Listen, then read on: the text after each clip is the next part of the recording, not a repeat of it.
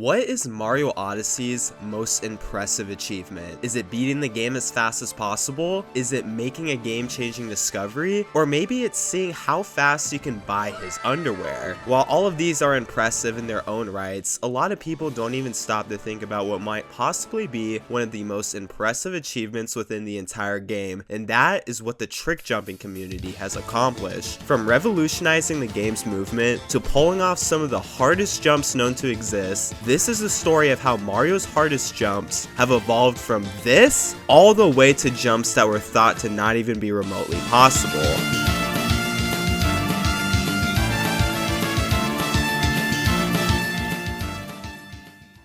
Now, what exactly is a trick jump? Well, a trick jump can technically be any jump that requires you to go from point A to point B, but over the years, the trick jumping community has compiled a gigantic list of every single official trick jump in the game, from the easiest all the way to the hardest. Each jump has its own difficulty ranking, and some jumps even have their own unique restrictions, but for now, let's take a trip down memory lane so that we can better understand the current and future state of Mario's most difficult jumps. All the way back in 2017, there was one jump that was coined to be extremely impressive. The jump was done in Metro Kingdom, and it involved doing this long jump, followed up by a cat bounce, rainbow spin, and dive, so that you could barely make it to the main city without having to capture this spark pylon. This jump was considered to be so difficult at the time that it was fittingly given the name Metro Impossible. Now, if you went back in time and tried the jump with the limited knowledge players had at the time, then it would probably take you hours just to pull it off once. However, new tech was discovered that would not only make these jumps a lot easier, but it would also open up the door for more arduous jumps. The first technique is simply called vectoring. When you want to get from point A to point B, you are able to obtain more distance by approaching the jump at this 45-degree angle, as opposed to crossing the distance in a perfectly straight line. Vectoring is actually utilized in multiple Mario games, and it's most obvious when the player either approaches the jump with an obvious 45-degree angle, or when the player is jumping side to side like in 3D World. But in the case of Odyssey, vectoring is utilized even when stalling in the air, just to inch out a tiny bit more distance. This technique in itself makes jumps like Metro Impossible infinitely easier, but there is another technique that also opened a whole bunch of possibilities, and that was the vault.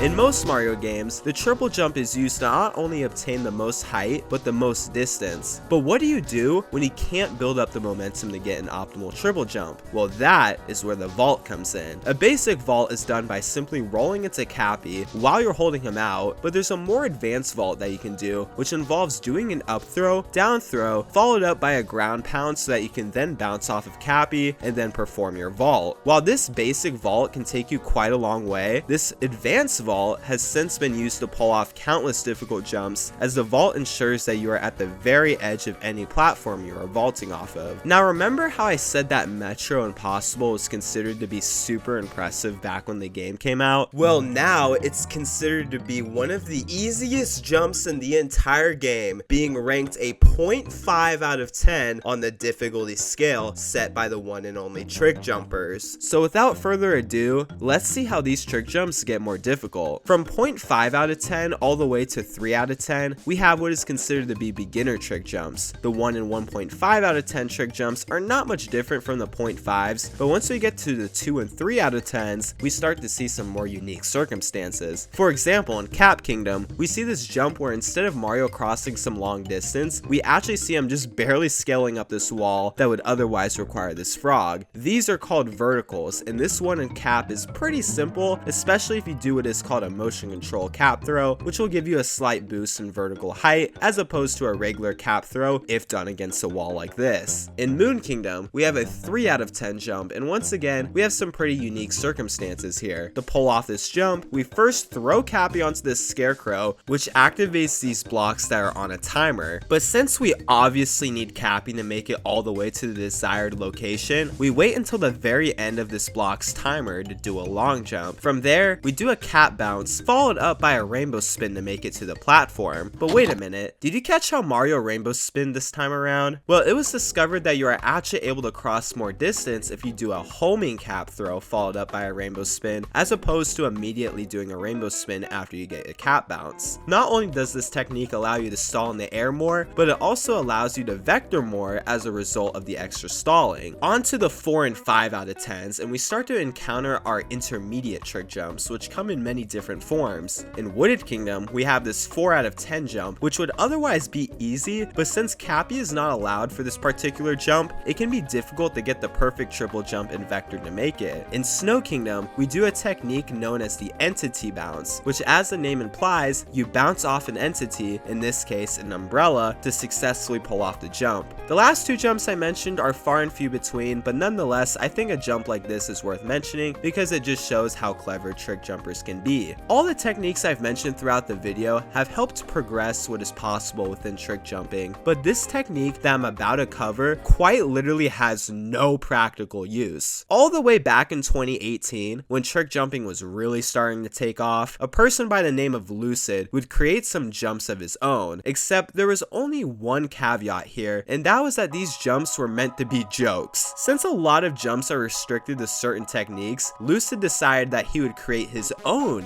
technique. It involved holding out Cappy like this before either long jumping or spin pounding on Cappy to get your bounce. Like I said earlier, this quite literally has no practical use. To make things even better, this technique was called Yellow Dram, and I would explain why it's called Yellow Dram, but there's honestly nothing to explain here because the name purposely just makes zero fucking sense. It's simply just a name that stuck. All of this to say, Yellow Dram trick jumps would be discovered all throughout the game, whether it be this one in Sand Kingdom, which is a 4 out of 10, this one in Cloud Kingdom, which is a 5 out of 10, or even this one in Darker Side, which is a 5.5 out of 10. As for all the other trick jump techniques, Yellow Drams continue to increase in difficulty, and by the end of the video, you'll see that one of the hardest jumps in the entire game is actually a Yellow Dram. Anyways, speaking of 5.5 out of 10 jumps, that difficulty marks the beginning of advanced trick jumps, which spans from 5.5 all the way to 6.5. From 6.5 to 8 out of 10, we have expert trick jumps, and from 8.5 to 10 out of 10, we have master difficulty trick jumps. While these jumps ramp up in difficulty rather quick, there really isn't any new tech to mention as far as these more difficult jumps go, because they simply build on the foundational mechanics I've already explained. However, there are jumps that are much more difficult than 10 out of 10s. Jumps that require almost perfect execution alongside new techniques that I haven't even covered yet. Nonetheless, I'm going to show and explain some of my favorite jumps from each of these difficulty tiers so that you can all see how they ramp up in difficulty before I show you all what lies past the 10 out of 10 jumps. Starting with 5.5 out of 10, there's this jump in Snow Kingdom that requires you to not only do one homing cap throw, but two, because if you wall jump, you are able to get another rainbow spin off of a homing cap throw, meaning you can stall in the air longer and ultimately get your jump. In Lost Kingdom, we have a 6 out of 10, and this one is a capless jump that requires a really tight triple jump and vector. In Wooded Kingdom, we have this insane jump across the poison that looks way more difficult than a 7 out of 10, and in Seaside Kingdom, we have a special 8 out of 10 jump, as this one restricts you to just a long jump, meaning that no vaults or triple jumps are allowed. To combat this restriction, the player does an up throw before long jumping, so that way they're able to get the perfect rainbow spin and ultimately optimize the long jump to what seems to be its fullest potential. Moving on to the 9 out of 10s, and we have this jump that is just called Among Us. But once we move on to the 10 out of 10s, we have some of the most iconic jumps in the entire game. There are 15 special 10 out of 10 jumps, which completes the 330 total jumps on the spreadsheet that I've been referencing. While it would take me forever to show you all of the 10 out of 10 jumps alongside the other 315, what I can do is show you the most iconic one.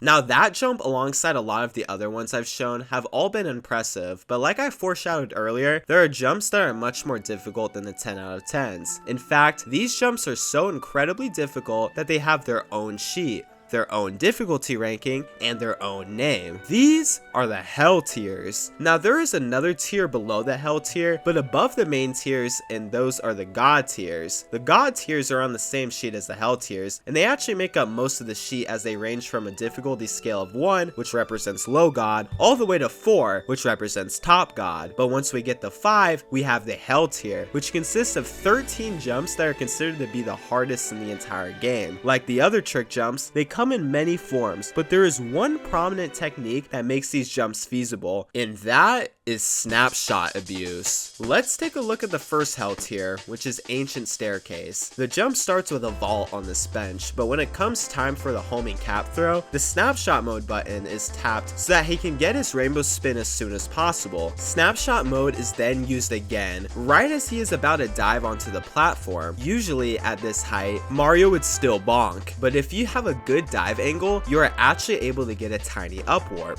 When it comes to the triple jump hell tiers, which there are 9 of, snapshot mode is once again used. As you can see, players will use snapshot mode to time their triple jump on the latest possible frame as a means of maximizing their distance. If the triple jump happens a millisecond too early, then the jump won't be possible, and if the triple jump happens a millisecond too late, then the triple jump won't happen at all. Essentially, snapshot mode acts as pause buffering, which helps to optimize your inputs to the max. And with all honesty, that is where trick jumping stands today. As of the recording of this video, the most recent hell tier to be proven possible was Truster Cascade Mard, which was proven 2 months ago, but there are many trick jumps that have yet to be proven. While TAS is still within development, it's been used to discover and dissect trick jumping, and there seems to be actually one part of trick jumping that has a foreseeable limit. A little over 2 years ago, prominent trick jumper Joni Koff did a task of what is to be the highest possible vertical